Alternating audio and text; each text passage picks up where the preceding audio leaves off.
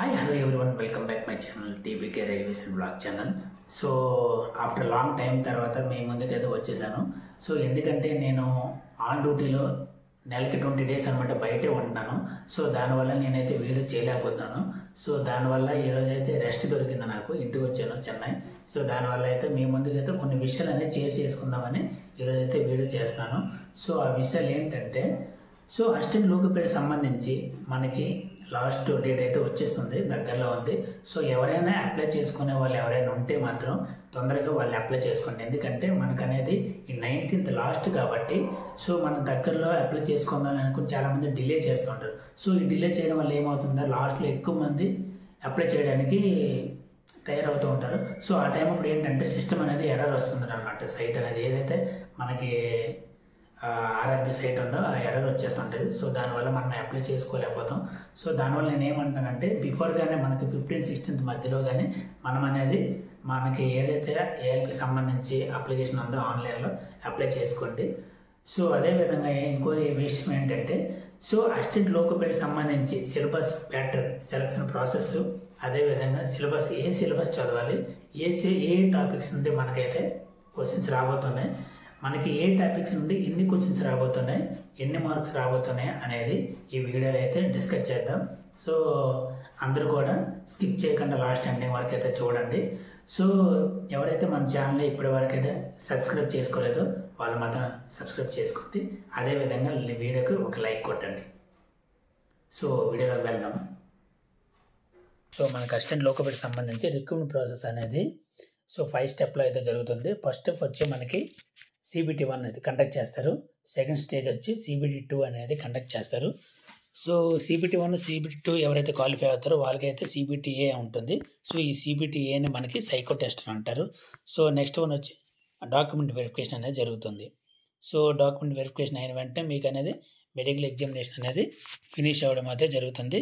So ఫర్దర్గా మనకి ఏదైనా ఇన్ఫర్మేషన్ వచ్చినా సరే మనకి త్రూ ఆన్లైన్ ద్వారా మన జీమెయిల్ కానీ మనం ఏదైనా నెంబర్ పెట్టుంటాం కదా, ఆ నెంబర్కి అయితే మనకైతే SMS అయితే రావడం అయితే జరుగుతుంది. సో బీ కేర్ఫుల్గా మీరైతే ఏదైతే అప్లికేషన్ అప్లై చేస్తారో చేసేటప్పుడు ఏదైతే వర్కింగ్లో ఉన్న జీమెయిల్ అండ్ ఫోన్ నెంబర్ అనేది ఏదైతే వర్కింగ్లో ఉందో దాన్ని మాత్రమే ఇవ్వండి. సో దీంట్లో చూసుకుంటే సెలక్షన్ ప్రాసెస్లో మనకి ఫస్ట్ స్టేజ్ వచ్చి CBT 1. సో ఈ CBT 1 అనేది మనకి కంప్యూటర్ బేస్డ్ టెస్ట్ అనమాట. సో రిటర్న్ టెస్ట్ ఉంటుంది. సో ఈ CBT 1 అనేది మోస్ట్లీ చాలామంది అనమాట ఎగ్జామ్ రాస్తారు. సో దీంట్లో నాన్ సీరియస్ చూడు, ఎవరైనా సీరియస్నెస్ లేకుండా ఏదో పెడితే పెడతాంలే, ఫస్ట్ టైం ఒకసారి రాసి చూద్దాం అలా అనుకునే వాళ్ళు చాలామంది ఉంటారు. ఏదో అప్లికేషన్ పెట్టుంటారు, పెట్టాలని పెట్టుంటారు, అంటే ఇంట్లో వాళ్ళు ఫోర్స్ చేయడం వల్ల పెట్టడం, లేకపోతే ఫ్రెండ్స్ పెడుతున్నారని నేను పెట్టడం, ఆ విధంగా పెట్టేవాళ్ళు చాలామంది ఉంటారు. సో అట్లాంటి వాళ్ళు అనమాట ఈ CBT 1 అనేది ఏదైతే కండక్ట్ చేస్తారో ఈ CBT 1లో మ్యాక్సిమం అయితే వాళ్ళైతే ఎలిమినేట్ అయితే అయిపోతారు. సో ఎలా అంటే చదవరు, వీళ్ళు స్టడీ చేయాలి. ఎవరైతే పక్కాగా చదువుతారో వాళ్ళకి మాత్రమే CBT 2 అనేది క్వాలిఫై అవుతారు. సో ఈ CBT 1 అనేది మోస్ట్ ఇంపార్టెంట్ అనమాట. ఎందుకంటే మన CBT 2కి క్వాలిఫై అవ్వాలంటే ఫస్ట్ ఆఫ్ ఆల్ మనం CBT 1 అనేది కంపల్సరీ క్వాలిఫై అవ్వాలి. సో CBT 2కి ఎలిజిబిలిటీ అవ్వాలంటే కంపల్సరీ మనం అనేది CBT 1కి అనేది క్వాలిఫై అవ్వాలి. సో CBT 1లో మనకి టోటల్గా 75 మార్క్స్ ఇస్తారు. సో ఈ 75 మార్క్స్ అనేసి మనకి 60 మినిట్స్ ఉంటుంది. సో 60 నిమిషాలు అంటే ఒక గంటలో 75 క్వశ్చన్స్ మాత్రం మనం అటెంప్ట్ చేయవలసి వస్తుంది. సో ఈ 75 క్వశ్చన్స్కి మనకి 1/3 కట్ ఆఫ్ మార్క్స్ కూడా ఉన్నాయి. సో జాగ్రత్తగా మనం అనేది అటెంప్ట్ చేయాలన్నమాట.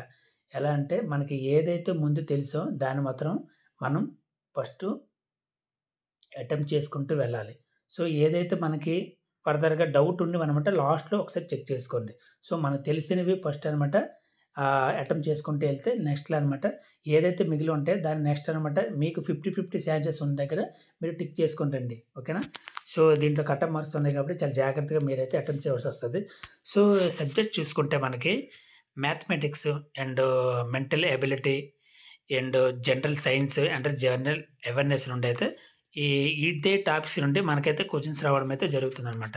సో మ్యాథమెటిక్స్కి సంబంధించి number system, BODMAS and decimals and fractions, LCM, HCF చాలా నాకు తెలిసి చాలా బేసిక్ మీద అడుగుతారు.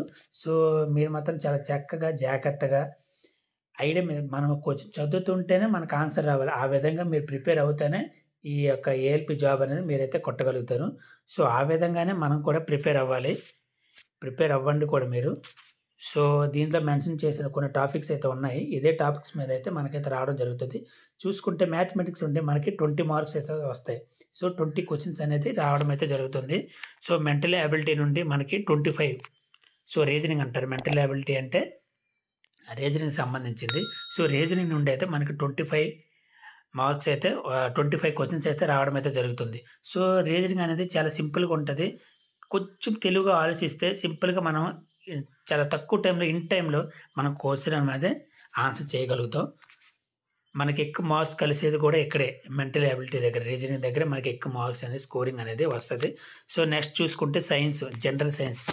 జనరల్ సైన్స్ మాక్సిమం అయితే 10థ్ స్టాండర్డ్ లెవెల్ మీద అయితే మనకి జనరల్ సైన్స్ అయితే అందరికి కూడా వస్తది అనుకుంటున్నాను. సో, జనరల్ సైన్స్ గురించి నేను ఒక టాపిక్ రాసి పెట్టాను. సో, దాన్ని నెక్స్ట్ వీడియోలో అయితే మీకైతే ఎక్స్‌ప్లెయిన్ చేసి చెప్తాను. సో, నెక్స్ట్ వచ్చి జనరల్ అవేర్‌నెస్. జనరల్ అవేర్‌నెస్ వచ్చి 10 మార్క్స్ ఉంటాయన్నమాట. సో, 10 క్వెషన్స్ ఇస్తారు మనకి. ఓవరాల్‌గా దాంట్లో కూడా కొన్ని స్పోర్ట్స్ నుండి, కల్చరల్ నుండి, దీని నుండి ఎకనామిక్స్ గురించి, పాలిటిక్స్ గురించి కొన్ని క్వెషన్‌లు అయితే అడుగుతాడు. సో, ఇది సింపుల్‌గా తీసేయవద్దు. ఎందుకంటే 10 మార్క్స్ చాలా ఇంపార్టెంట్. ప్రతి ఒక్క క్వెషన్ కూడా, ప్రతి ఒక్క మార్క్ కూడా మనకనేది చాలా ఇంపార్టెంట్. సో, అదే విధంగా మీరు కూడా ప్రిపేర్ అయ్యి రాయండి. సో, మ్యాథ్స్ నుండి చూసుకుంటే మనకి 20 మార్క్స్ అండ్ రీజనింగ్ నుంచి చూసుకుంటే 25 మార్క్స్. అదేవిధంగా సైన్స్ నుండి చూసుకుంటే 20 మార్క్స్ అండ్ జనరల్ అవేర్‌నెస్ నుండి 10 మార్క్స్. టోటల్ 75 మార్క్స్ అనమాట. 60 మినిట్స్‌లో మనం అటెంప్ట్ చేయాలి. సో, మనకి సో, చూసుకుంటే మీకు ఆహ్, సీబీటీ 2లో పార్ట్ ఏలో మనకొచ్చి టోటల్‌గా 100 క్వెషన్స్ అనేది ఇవ్వడం జరుగుతుందనమాట. సో, 100 క్వెషన్స్ 90 మినిట్స్ అంటే గంటన్నర మనకు టైమ్ ఇస్తారు. 100 క్వెషన్స్ ఇస్తారు. సో, దీంట్లో కూడా మనకనేది కట్ ఆఫ్ మార్క్స్ అనేది ఉన్నాయి. సో, మనం అటెంప్ట్ చేసేటప్పుడు జాగ్రత్తగా అటెంప్ట్ చేయాలి. సో, ఎవరైతే సీబీటీ 1 క్వాలిఫై అయ్యారో సీబీటీ 2లో పార్ట్ 1 వచ్చి, పార్ట్ ఏ వచ్చి మనకి ఏదైతే సీబీటీ 1 ప్యాటర్న్ సిలబస్ ప్యాటర్న్ ఉందో అదే ప్యాటర్న్ ఇక్కడ కూడా ఇచ్చాడు. కాకపోతే బేసిక్ సైన్స్ అండ్ ఇంజినీరింగ్ అనేది కొంచెం డిఫికల్ట్‌గా ఉంటుంది. సో, దాని గురించి సంబంధించి కూడా నేనైతే ఒక వీడియో సెపరేట్‌గా చేసి పెడతాను మీ గురించి. సో, దీంట్లో మ్యాథమెటిక్స్ సంబంధించి సేమ్ మన సీబీటీ 1కి ఏదైతే మ్యాథమెటిక్స్ ఉన్నాయో అదే సబ్జెక్ట్స్. సో, రీజనింగ్ కూడా సేమ్ అదే వస్తున్నాయి. సో, బేసిక్ సైన్స్ కొంచెం మారుతున్నాయన్నమాట. Works, power, energy, speed, velocity and thermodynamics చాలా ఇంపార్టెంట్. థెర్మోడైనమిక్స్ అనేది ఖచ్చితంగా 3 క్వెషన్స్ అయితే వస్తాయి దీని నుండి. ఎందుకంటే నేను ఆల్రెడీ ఎగ్జామ్ రాసాను కాబట్టి నాకు దాని గురించి తెలుసు. So, general science and current affairs ఇందులో కూడా కొంచెం అయితే మెన్షన్ చేయడం అయితే జరుగుతది. సో, ఖచ్చితంగా పార్ట్ 2 సీబీటీ 2లో పార్ట్ 2 ఎప్పుడైతే పార్ట్ 1 మనము ఎగ్జామ్ రాస్తామో పార్ట్ 2 కూడా అయితే ఉంది. సో, పార్ట్ 2 వచ్చి మనకి ట్రేడ్ వైస్. ట్రేడ్ వైస్ అంటే ఇప్పుడు మీకు ఏదైతే ఐటీ గాని, డిప్లొమా గాని, బీటెక్ గాని చేసుంటారో సో, మీరు అప్లికేషన్ అప్లై చేసేటప్పుడు మీ ట్రేడ్ అనేది దాంట్లో మెన్షన్ చేయాలి ఫస్ట్. సో, మీరు ఏదైతే ట్రేడ్ అయితే మెన్షన్ చేసుంటారో ఆ ట్రేడ్‌కి సంబంధించి మీకనమాట ఇక్కడనేది 75 క్వెషన్స్ అనేది ఇవ్వడం అయితే జరుగుతుంది. ఆ విధంగా అయితే బిట్ పేపర్ అయితే రావడం అయితే జరుగుతుంది. సో, 75 క్వెషన్స్ ఉంటాయి. 60 మినిట్స్ ఉంటాయి. 1 అవరు. పార్ట్ బి అనేది మినిమమ్ 35% క్వాలిఫై అవ్వాలి అందరూ కూడా. ఓబీసీ అందరూ కూడాను OBC all candidates, all category candidates 35% వాళ్ళు క్వాలిఫై అవుతేనే నెక్స్ట్ స్టెప్ అనమాట సీబీటీఏ. సీబీటీఏ చూసుకుంటే ఇక్కడ చూడండి పార్ట్ బిలో కొన్ని qualification of the candidates trade subject of choice of part B. So, electrical engineering సంబంధించిన వాళ్ళు ఎవరెవరు ఉంటారు అంటే ఈ యొక్క ట్రేడ్‌కి సంబంధించింది ఎవరైతే చేసుంటారో ఆ ట్రేడ్‌కి సంబంధించి దీని నుండి మాత్రమే వాళ్ళకనమాట ఈ టాపిక్స్ నుండి మాత్రం వాళ్ళకనేది క్వెషన్స్ అయితే రావడం అయితే జరుగుతుంది. సో, అది కూడా మనకు సిలబస్ కూడా వాడు ఇచ్చేసాడు ఆల్రెడీ. సో, నెక్స్ట్ స్టేజ్ వచ్చి ఎవరైతే సీబీటీ 1, సీబీటీ క్వాలిఫై అవుతారో నెక్స్ట్ స్టేజ్ వచ్చి మనకి సీబీఏటీ అంటే దీన్ని మామూలుగా అప్పట్లో ఏమని పిలిచేవారంటే సైకో టెస్ట్ అంటారు. చెప్పాలంటే సైకో టెస్ట్. ఈ సైకో టెస్ట్ అనమాట. సో, ఈ సీబీటీ 1 క్వాలిఫై అవ్వాలి. సీబీటీఏ ఈ సైకో టెస్ట్‌కి ఎవరు ఎలిజిబిలిటీ అవుతారు అంటే ఎవరైతే సీబీటీ 2లో పార్ట్ ఏ అయితే బాగా రాసుంటారో, క్వాలిఫై అవుతారో వాళ్ళు మాత్రమే సీబీటీఏకి షార్ట్ లిస్ట్ అయ్యి ఎవరైతే షార్ట్ లిస్ట్ క్యాండిడేట్స్ ఉంటారో వాళ్ళకి మాత్రమే సీబీటీఏ అనేది కండక్ట్ చేయడం అయితే జరుగుతుంది. వాళ్ళు మాత్రం ఎలిజిబిలిటీ అవుతారు. సో, ఈ ఎగ్జామ్ అనేది మనకి ఇంగ్లీష్ ఆర్ హిందీలో మాత్రమే ఉంటుంది. సో, నెగెటివ్ మార్క్స్ అయితే ఉండవు. ఇంకోటేంటంటే పార్ట్ ఏలో 70% వెయిటేజ్ తెచ్చుకోవాలి. చెప్పాను కదా ఆల్రెడీ. ఏదైతే పార్ట్ ఏ ఉందో సీబీటీఏ పార్ట్ ఏ ఉందో దాంట్లో 70% వెయిటేజ్ తెచ్చుకోవాలి. అదే విధంగా సీబీటీఏ అంటే సైకో టెస్ట్‌లోనే 30% అనేది వెయిటేజ్ అనేది తెచ్చుకోవాలి. అప్పుడు 100% అయిన వెంటనే మీరు క్వాలిఫై అవుతారు. నెక్స్ట్ మీరు క్వాలిఫై అయిన వెంటనే మీకు షార్ట్ లిస్ట్ తీసిన వెంటనే మీకు నెక్స్ట్ అనేది డాక్యుమెంట్ వెరిఫికేషన్ జరుగుతుంది. డాక్యుమెంట్ వెరిఫికేషన్ అనేది చాలా ఇంపార్టెంట్. మనం అప్పుడు ఒక డాక్యుమెంట్స్ పెట్టుంటాం. తీసుకొచ్చేటప్పుడు ఒకటి తీసుకొస్తే మళ్ళీ వాళ్ళు రిజెక్ట్ చేస్తారు. సో, మనం ఏదైతే డాక్యుమెంట్స్ మనం ఆల్రెడీ పెట్టామో, చెప్పామో, దాంట్లో మెన్షన్ చేసామో, దానికి సంబంధించి ఓవరాల్‌గా అన్ని డాక్యుమెంట్స్ కూడా ఇక్కడ తెచ్చి అనమాట మీరైతే డాక్యుమెంట్ వెరిఫికేషన్‌లో చూపించుకోవాల్సొస్తుంది. సో, నెక్స్ట్ వచ్చి డాక్యుమెంట్ వెరిఫికేషన్ అయిన వెంటనే మిగతా క్యాండిడేట్స్‌కి మెడికల్ ఎగ్జామినేషన్ అనేది కండక్ట్ చేయడం అయితే జరుగుతుంది. సో, మోస్ట్‌లీ నేను చెప్పేదేంటంటే